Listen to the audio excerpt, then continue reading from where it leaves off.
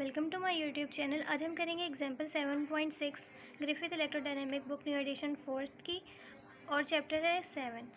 Question है example 7.6 का कि jumping ring demonstration if you wind a solenoid coil around an iron core. ठीक है, एक हमारे पास क्या है इसकी, यहाँ से समझो,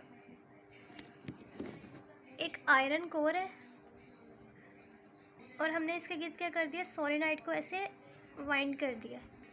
ठीक है, आयरन कोर द, यहाँ से पढ़ो, if you wind a solenoid coil around an iron core. ठीक है, जैसा भी मैंने बताया, तो iron is there to beef up the magnetic field, place a metal ring on top.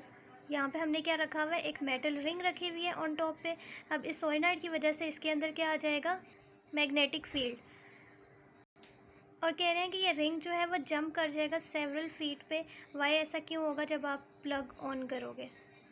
तो यहाँ से ये क्वेश्चन में गिवन क्या है, मैंने यहाँ पे लिखा है कि इनिशियली सर्किट जो था वो क्या था, ओपन था, तो हमारे पास कोई फ्लक्स नहीं था। वैसे जैसे ही हमने सर्किट को क्लोज़ किया तो फ्लक्स प्रोड्यूस हो गया, फ्लक्स पास किया, तो अचानक से सडनली जो रिंग थी वो यहाँ से सेवरल फीट ऊपर चली गई।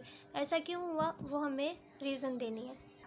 अब कहा गया है कि जो करंट, जैसे ही सर्किट को हमने क्या किया, क्लोज़ किया, तो जाहिर सी बात है कि उसमें क्या होगा, करंट प्रोड्यूस करेगा, करंट पास करेगा। तो जैसे ही करंट पास किया तो मैग्नेटिक फील्ड प्रोड्यूस हो गई। मैग्नेटिक फील्ड जैसे प्रोड्यूस हुए, सो ईएमएफ हमारे पास इंड्यूस हो जाएगी। So EMF would have induce and that, और वो ईएमएफ क्या करेगी, oppose the change which provided. जो हम उसको चेंज दे रहे हैं ना, वो उसको अपोज कर देगी। ईएमएफ क्या करती है, अपोज करती है ना। लेंस लॉ से हमें पता लगा था ईएमएफ इक्वल होती है -d∅/dt।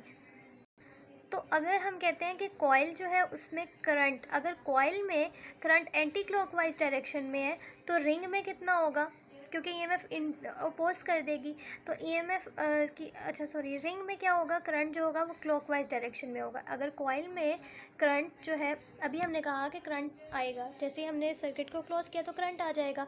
अब करंट की वजह से मैग्नेटिक फील्ड हो जाएगी और ईएमएफ इंड्यूस हो जाएगी। अब जो करंट हमारे पास आया, अगर इस कॉइल में करंट जो है क्लॉकवाइज है, एंटी क्लॉकवाइज में है, तो जो रिंग होगा उसमें करंट क्या होगा, क्लॉकवाइज डायरेक्शन में होगा। तो इससे क्या होगा, रिपल्शन होगी, और रिपल्शन की वजह से रिंग जो है वो सेवरल फीट अपवर्ड जाएगी। ठीक है, क्योंकि इनके दरमियान रिपल्शन हुई और एकदम से ऊपर चली जाएगी। अब इस चीज़ को दोबारा से समझो। क्या कहा गया है कि जब हमारे पास यहाँ पे हमने सर्किट को ओपन रखा हुआ था तो करंट पास नहीं कर रहा था। जैसे ही हमने इसको क्या किया, क्लोज़ किया, तो करंट पास किया।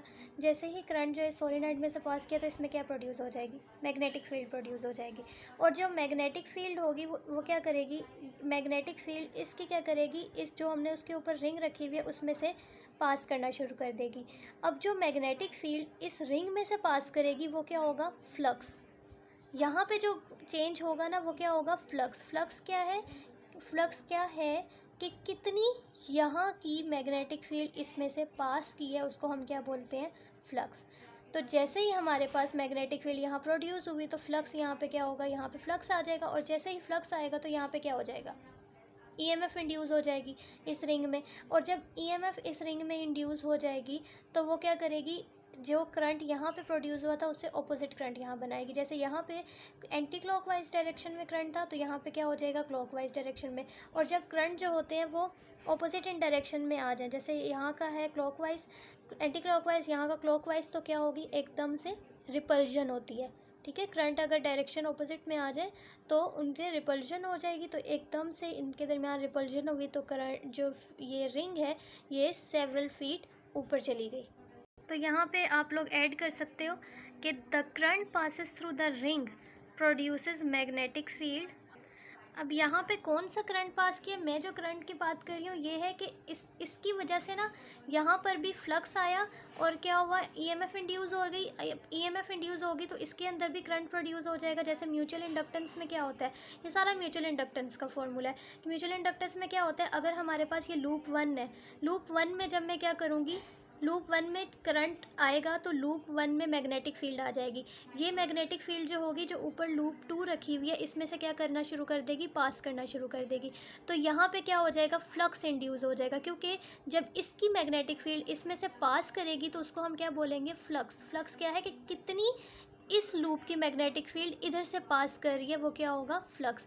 अब जैसे ही यहाँ पे फ्लक्स आ गया तो यहाँ क्या हो जाएगी, ईएमएफ इंड्यूस हो जाएगी, क्योंकि ईएमएफ इक्वल होती है ना फ्लक्स के। तो यहाँ पे क्या होगा, ईएमएफ इंड्यूस हो जाएगी इस लूप में। अब जब ईएमएफ इस में इंड्यूस हुए तो ईएमएफ की वजह से क्या होगा, करंट आ जाएगा इस लूप में। तो अगर आप लोग देखो कि यहाँ पर क्या था, करंट था, यहाँ तो हम खुद दे रहे थे करंट, लेकिन यहाँ हम कोई करंट नहीं दे रहे थे, लेकिन फिर भी इसकी वजह से यहाँ पे क्या हो गया, करंट इंड्यूस हो गया। वो वजह समझ आई, पहले फ्लक्स की वजह से ईएमएफ इंड्यूस होता है, करंट इंड्यूस हुआ, लेकिन कोई भी इनके दरमियान वायर्स का कनेक्शन नहीं है, फिर भी जो यहाँ करंट था उसकी वजह से यहाँ पर भी करंट आ जाता है। तो सेम इसी तरह यहाँ पर भी, जहाँ पर क्या था, करंट था, इस करंट की वजह से यहाँ पर भी क्या हो गया, करंट आ गया। तो current passes through the ring produces magnetic field, so EMF induce.